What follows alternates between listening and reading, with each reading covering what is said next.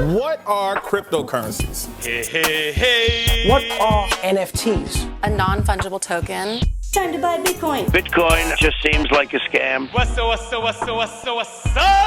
Bitcoin!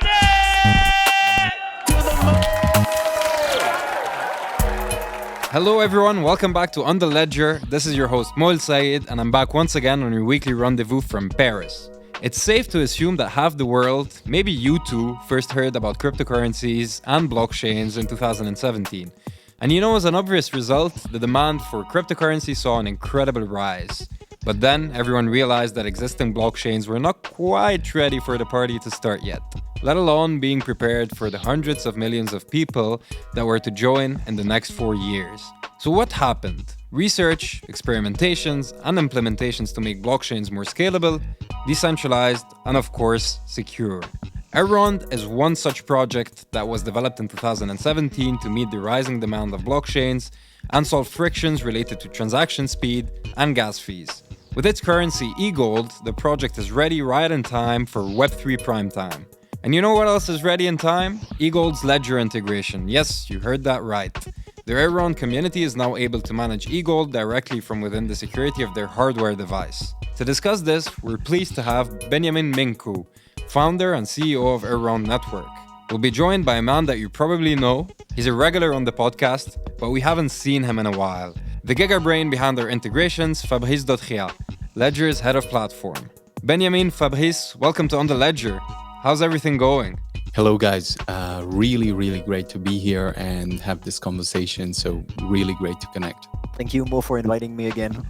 Great to be here and super pleased to discuss with Beniamin today. Yeah, I'm actually quite excited about this, so let's jump right into it. On the Ledger Season 2, Ledger meets Elrond. Here we go. Let's start from the beginning. Beniamin, Elrond actually, like we said in the introduction, was born in 2017 to solve certain frictions that were already, quite present in the ecosystem back then. Could you maybe talk to us a little bit more about the Elrond story and explain the project to someone who has probably never heard of it? Sure. So the core idea with Elrond goes a bit to my history in the blockchain space. Namely, I've been in the space for a long time together with my brother. First of all, I've been part of the NEM core team in 2014. Then together with my brother, we essentially had a fund through which we invested in the most relevant and what we thought were the most important architectures at that time. And this was 2016 and 2017. And it became clear to us that despite this interesting market that was developing, the core problems that we've discovered were actually not addressed in a meaningful or compelling way. And more specifically, the two key problems that we've discovered that had to be addressed in order for us to see a widespread global adoption of blockchain technology were first, a transition from dial-up to broadband, so a very significant improvement in scalability that would enable people to essentially transfer at the scale and speed and cost of the internet any type of assets. And second of all, a huge UX simplification similar to that of the browser moment in the early internet days. So with this insights in mind, after maybe seeing everything that was being built in the space, being up to date with the entire academic literature and the different approaches, and seeing that the solution was nowhere near to coming to fruition, we've essentially gathered a team with which we can literally build rockets and started working on Elrond. So here's where we are today with the network live, able to scale probably better and in a more compelling way than any other architecture in the space. And so I'm happy to dive even deeper, but I still believe that the core fundamental obstacles that we need to address are one, transition from dial-up to broadband in terms of blockchain performance, and second, a huge paradigm shift in UX simplification. This is why Elrond exists, and our goal is to onboard the next billion people in the space. Because if we can do this, then everyone will get to play a different kind of game, whether it's partners like Ledger and so forth, or all the other partners that we have. We really believe that things could change significantly. Yeah, that's pretty interesting. And you've actually managed to build a rocket, and it's called EGLD, and it's now available in Ledger Live. So, Fabrice, maybe you could tell us what that means from a UX standpoint for the community. Yeah, sure. Maybe if we just take a step back and see what happened in terms of timeline. We started working with the Elrond team quite a while ago, I think. I can't remember the exact date, but it's probably like 2018, 19 maybe. And the first thing they did is they designed the application that is running on the hardware wallet. And at the time, that was only one application, simple one. And then they made it compatible with the web wallet that is out there. If I'm correct, wallet.elrond.com. At least this one works, but maybe there are others I'm not aware of.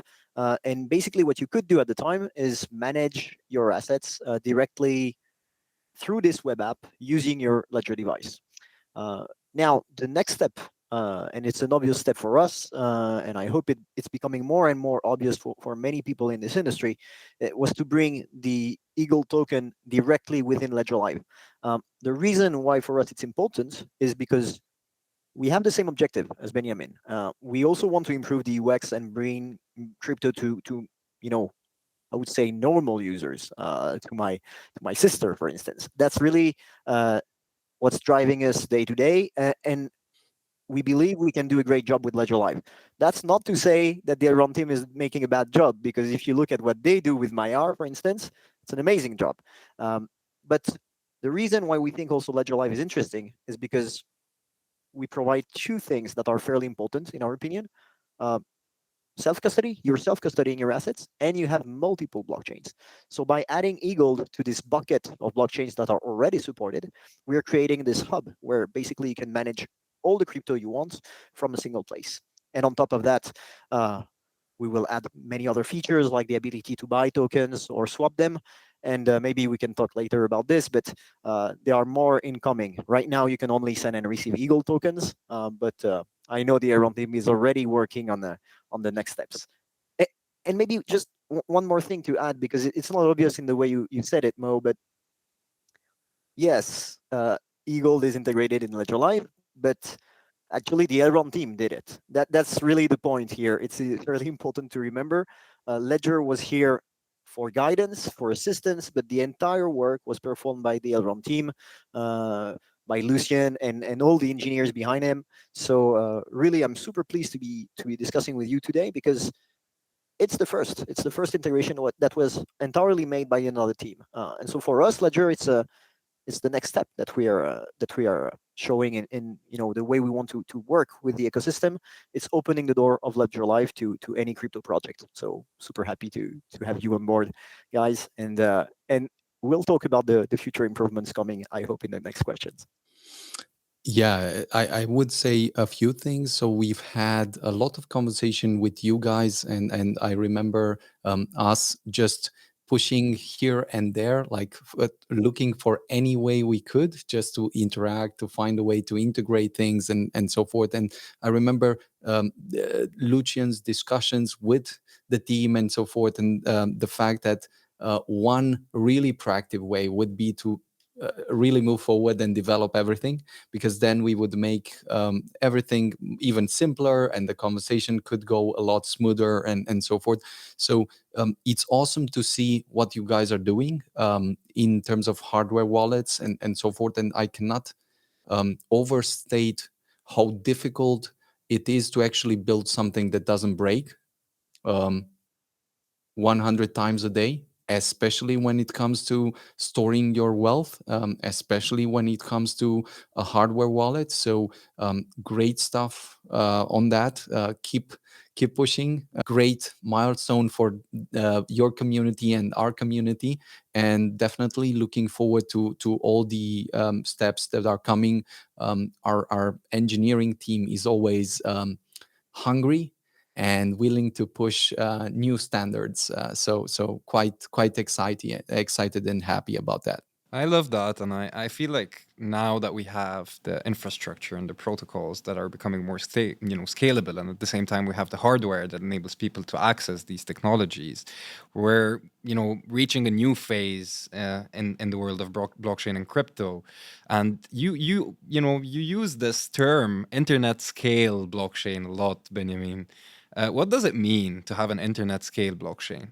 The core idea here is this: you basically can immediately understand that with 7 or 15 transactions per second, you could never have global adoption, right? There's absolutely no way that you could see this type of throughput being able to accommodate global usage. So it's almost that whenever you use global transaction throughput and then 7 or 15 transactions per second, it's almost like you're intentionally taking an idea to the absurd, right? Because it's so obvious. But this is the state we're in. And I would say that it's really great that we've made these steps, that without Bitcoin, without Ethereum and so forth, we would probably not be here. We would not have these conversations and so forth. But then if you think about it, in order to really see widespread adoption in terms of, let's say, a large, significant part of the global population using this technology, whether it's just crypto, whether it's stable coins, whether it's NFTs and so forth, you need at least tens of thousands, if not hundreds of thousands of transactions per second to be able to accommodate this and start making the scalability problem literally irrelevant. Because after that point, you can really focus on what you actually want to build and not on the performance, the missing or large fees and so forth. So at the end of the day, with Elrond, we wanted to scale beyond 10,000 transactions per second. But given that we've built the architecture on adaptive state sharding and secure proof of stake, which are two fundamental technologies, we can actually scale beyond hundreds of thousands of transactions per second in a very, very energy effective way. And we're now even carbon neutral at this point, especially for people looking at that angle and so forth. So I do think there's no way of shortcutting this. However you look at things, you need scalability, and everything we've seen in the ecosystem is just a reflection of that. What happens when you don't have scalability and you need to overpay, create other things, different shortcuts, but at the end of the day, you're just going in circles until you can solve the core problem. And this has been our focus, and we're quite excited because everything that Ethereum wanted to build in Ethereum 2.0, we've actually solved and published since the beginning of 2018. Mid 2018, we actually had the prototype running, and Elrond was the first architecture to demonstrate that you can really build adaptive state sharding and secure proof of stake and move them from theory to practice. So yeah, quite excited about all of this. It's a very interesting point what you're saying, because it's a shift in paradigm if you think of it. Because most people were using, cryptocurrencies as a store of value, but now that you have the scalability, it could, start being used as a medium of exchange in a lot of different contexts. Fabrice, from a hardware standpoint, what does this change for Ledger when you think of it? It changes some things, and some other things I think remain the same, because I would say the core value proposition is still to be the owner of your wealth. You are in control. Having a secure hardware wallet, owning basically your seed, your 24 words, is still the basis. It's the foundation on which we all believe in this, and that's why this industry exists, basically. So the hardware wallet and the security of the seed will remain super relevant in the future. I'm convinced about this. Now, if it's not just to store value, and basically it's not just to hodl for several years, then the hardware wallet will need to adapt in many different ways. I think first of all, if you need to use it every day, you will want you will want more convenience. Maybe you will want easy access to basically just tap and pay, and not having to connect, reconnect, enter a pin, and do crazy things like this that takes time. Um, Maybe you want to have some threshold on your transaction. After a while, I want to be able to enter my pin, but for a certain amount, maybe I don't want this. So yes, in the future, and I'm not saying now, but in the future, things will need to evolve. I know at Ledger we're thinking about all this and wondering what could be the next steps. Um, but on a purely technical level, these new protocols, they offer many more ways to interact. It's not just send, coins now. It's manage tokens. It's minting NFTs. It's a lot of many different operation. It's staking also in the for Elrond specifically. And all of these operation types, they have an impact on the hardware wallet behind them, because you need to be able to process these transactions. And so for Elrond right now, we don't have such problems, but who knows? Maybe in the future it will become more and more complex, and the transaction times will become, really, really complicated to handle. And having security in the hardware wallet that we have today, we are limited in terms of memory. Many of our users are complaining about this. That's why we're also launching a new device to increase the memory and to provide better options. So my answer would be hardware will need to evolve, both in terms of performance, in terms of usage and convenience. But I really believe it's here to stay, because at the end, you still want to secure your assets in the best way possible, and you don't want to give ownership to someone else. That's really what we're all about. Yeah, 100%. And I already use my hardware wallet every day, so it's not like it's a shift for me, but I do understand that there are a lot of frictions to that with the current, way things are being designed and how everything is evolving. And Benjamin, let me jump back to, the conversation that we were having around, Elrond being one of the main layer ones at the moment. But what we're seeing now is the fact that most L1s are starting to be positioned differently. So you have certain use cases that are more prominent on, other layer ones than others. How are you thinking about this? Like, what's your take on it? Do you think that each L1 will have its own kind of value proposition and its own ecosystem when it comes to, certain functionalities and certain, technologies being developed on them? Or do you think that most of them will have wide variety of different ecosystems and things being built on them? I would say that it's almost like, if you zoom out enough, you will see three phases. There's always the bootstrapping phase, the intermediary phase, and let's say the end state. The bootstrapping phase is pretty obvious. Everyone will push hard to just deliver the architecture, make sure things are live, they're stable, that they can scale, and so forth. The intermediary state, I do believe that we're going to see almost all use cases played out on almost all networks. Just because from a pragmatic standpoint, let's say we have very fundamental insight ourselves, people will discover this, they'll try it out, and technology is at this point open source. The moat is very much built around the community, and some of these use cases that will probably bootstrap things slowly to a different scale. But in the end state, I would say that we're probably going to see some very large, I mean, orders of magnitude larger adoption on some core verticals in a way that was literally unforeseen. And what I mean by this is, we're very much at first looking at things in a very zero sum perspective. Like, everyone is trying to fight everyone. Everyone is just trying to steal a few users from the other people and so forth. But the key insight here is that we're at the end of the day not playing a zero-sum game.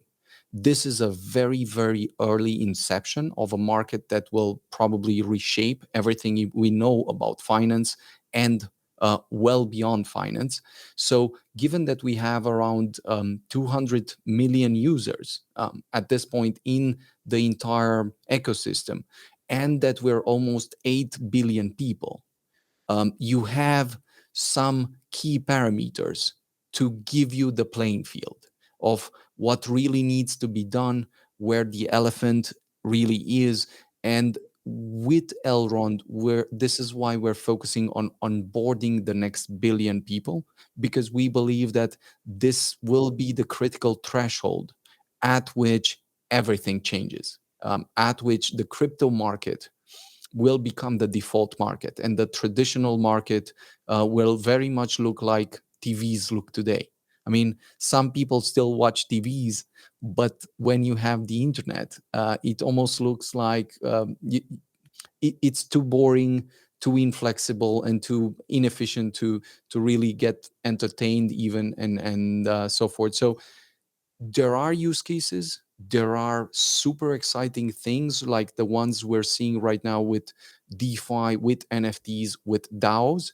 But if you look at them, they're not refined yet. They're not just yet at the point where you're convinced that tomorrow they're going to explode.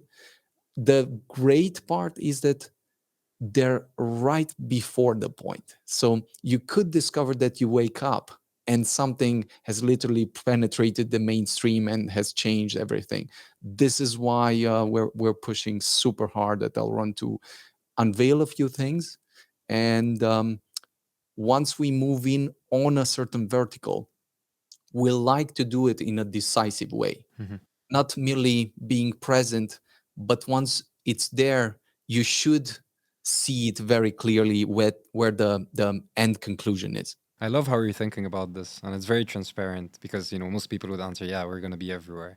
Do you have an idea of what that vertical might be in the future? Sure. So I do believe very specifically that DeFi is, once you grasp the idea correctly, something that is already inevitable. I mean, if you think about what's the difference about between fintech and DeFi, it's precisely that fintech is essentially the UX part, just front end improvements that you've had over time, but in the back end, you're still using 30-year-old technology.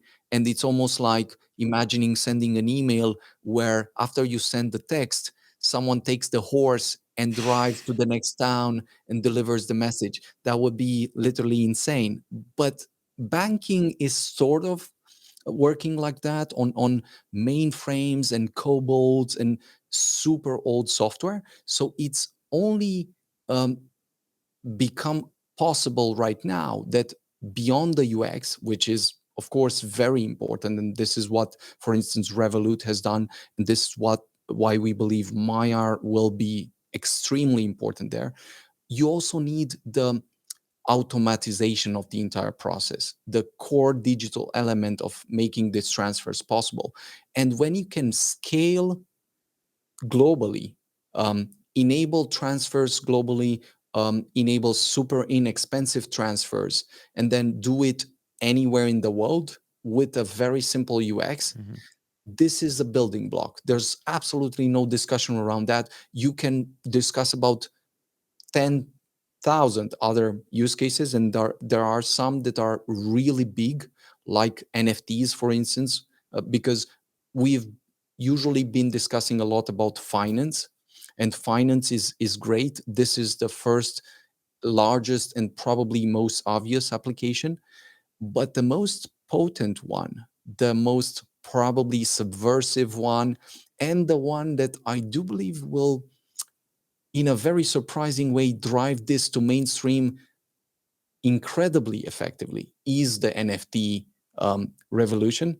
Just because here you have magicians that are telling a new story. It's not about, like, when someone tells you about money, some people love money, some people hate money. You don't really want to get into that. Crypto might, especially at first, seem a bit like uncomfortable and so forth. But art, I mean, art, who doesn't love art? And so if you have the digital art and artists that could not make ends meet until yesterday, for the first time becoming millionaires, expressing these ideas and so forth, then you'll have a kind of cultural revolution in the making right there. The premises are there. Let's say the fields are prepared. You have diesel, gasoline everywhere, and the fire is just about to ignite. So I wonder what will happen. Yeah, you said a lot of interesting things there, but what I take away from that is the common thread here is adoption through the vector of user experience and culturally relevant use cases, and that is actually what 2021 has kind of put in motion. And speaking of that, what we've been doing at Ledger as well with Fabrice and the whole team is really transitioning from becoming solely about security to becoming a platform. And we've also integrated NFT related functionalities. Fabrice, could you speak more about that, and how does becoming a platform differ from solely being about hardware security? What are the kind of future milestones there, and how are you thinking about that platform being built? I think the good way to see it is, before we were a security company providing hardware security and software UX and convenience. Now we still are and we remain a security company. That's our core value. But we would like to provide tools to others so that they can build things. And basically, it relates to what you were discussing around communities. To me, having Elrond in Ledger Live, made by them, is exactly the point. It's not about Ledger making everything. First of all, because we won't be able to do everything ourselves, and second of all, because we don't know who the next big winner will be, or big winners, because I think there will be plural. By opening our technical stack to others, we give them an option, if they want to basically join Ledger, but they can do it. It's a la carte. You choose your option. You want to be in Ledger Live, you can. You just want to add Ledger support on a web app, you can. You just want to add Ledger NanoX Bluetooth support on your mobile app, it's possible as well. You don't want Ledger? Well, sorry for your loss. It's probably a bad idea, but everything is possible. And on top of that, we, as you know, Mo, we also have this new way of integrating services, like on ramps and DeFi services. So to me, this platform switch is really about providing tools, guidelines, and I would like them to be as simple and frictionless as possible, so that everyone in the crypto industry can basically use Ledger as a brick to basically build their next project. So that's what the platform is about. Now, very pragmatically, what it means for Ledger Live users is they will have new blockchains, they will have probably new features, new services, and stuff like that. So it's always good for our Ledger users, but I think it's more important than that. It's really about giving options to anyone in our industry to provide security for the next crypto revolution. I was discussing with Charles a few days earlier. Charles is our CTO, and we were discussing about the fact that people may decide to use centralized services to manage their assets, and this is fairly depressing, because if that's the case, then this revolution is just bullshit. So it's fairly important that Ledger can be an alternative where basically anyone can be owning their own asset and being their own custodian. That's really what's driving us. So yes, it's about Ledger Live, of course, for us, but it's more than that. It's really about security for the entire crypto industry. So sorry if it if it looks like too big, but I really believe it's important. All of these services that have Ledger support right now, including Maya and others, this is the founding zone to me. It's really what's the most important part. We provide security to the industry. And it's really anchored, in the ethos of what, Web3 is all about. What we call Web3 now, which is basically, blockchain technology. It's digital sovereignty and being digitally sovereign. Owning your own keys, owning your own assets, and the future being able to own your own contracts and being able to mint your assets on these contracts when we talk about NFTs specifically. But talking about assets, the past few months have been crazy for EGLD. The coin hit an all-time high in November, and it seems to be set for an interesting year ahead. Why do you think that is? There are so many things happening in your ecosystem, so I just want to give you the opportunity to tell us a little bit about that. Sure. I think we can make 2022 the best year yet, and this is what we're going to attempt. We're going to, of course, push on different threads that we believe will open floodgates in this ecosystem, in this community. And those key ideas are basically one, having the Mar decks open and permissionless to the community so that everyone can not only start a project, but then get it listed, get the community around it, get liquidity, and be able to go from the idea to the point where it's already liquid and already building the ecosystem and so forth. Secondly, I do believe that we're now at a kind of inflection point with respect to the tools on Elrond. So, of course, we're going to have a marathon like no other in terms of building. Just kickstarting and taking the ethos that the Elrond team has had and some of the community members that have already launched a lot of interesting projects, take it massive into the community, because we've seen some really great projects already launching, whether it's NFT marketplaces, whether it's DEXs that are preparing to launch right now, or other tools within the ecosystem.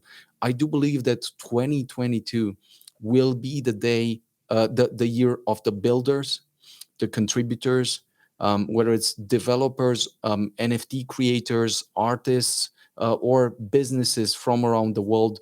This will be their time.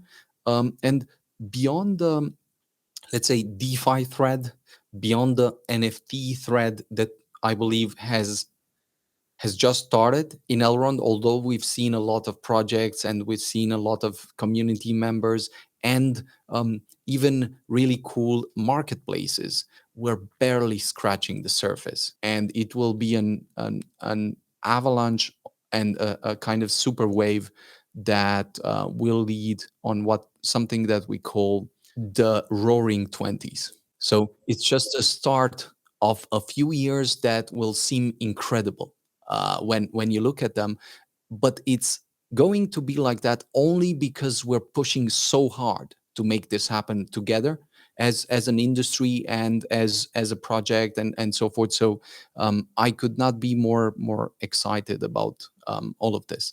I love that. I'm loving that whole, positivity. It's great, and I think this space is just about to start being in the bull phase that we call, not from a financial perspective but from a technological advancement.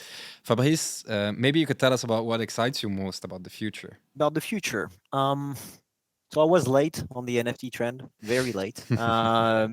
So now with the current market, I think I have some time and I can now finally look into this. No, I kind of agree with what Beniamin said, and I think Mo, you are very into this as well. But the next big revolution will probably be around culture, and not especially DeFi. DeFi is still very complex to understand for many users, but you can address way more people through culture in all sense of the way, through communities and through engagement and feeling part of something. So this is something I would really study in the future. But what this new trend around DAO and very differently. Payment is something I can see. Beniamin was talking about U-Trust, about payment, about merchants. I totally agree. At some points, you cannot have mainstream adoption if it's not already somehow compatible with the legacy world. So we'll see. There will be a bridge or bridges to allow people to pay in crypto more and more. By the way, the ledger card at some point will go out. And really, guys, I was not telling this for, I was not talking about payment for that, but I just realized we are also following this trend, but it will be something big. So to me, DAO, very new, very, very early, very tricky, and sometimes maybe a bit dangerous. Payments, it's really merging the old and the new world. So I would have a strong look at payment in the future, I would say. I'll add something to both of your lists that I haven't mentioned: blockchain gaming and play to earn. I think this will be huge in the next year to come. So before we tie this off, I'd like to ask you one question. If you had, or if you could, change one thing about the Web3 space, what would it be? This is super interesting in a few senses. So, on the one hand, we can really change a lot of things about Web3, yeah, and it's just starting out. And we're specifically thinking about the things that I was mentioning before. But I do, let's say, if you were to boil down everything to one fundamental aspect, it seems like there are three core problems that one way or another will have to address. And the level of creativity and resourcefulness that will go into addressing these three problems will probably define the speed at which we're going to see the billion users that we've discussed about. Those three problems are, of course, on the one hand, fundamental performance of blockchain architecture. It's why we're focusing a lot of energy on that.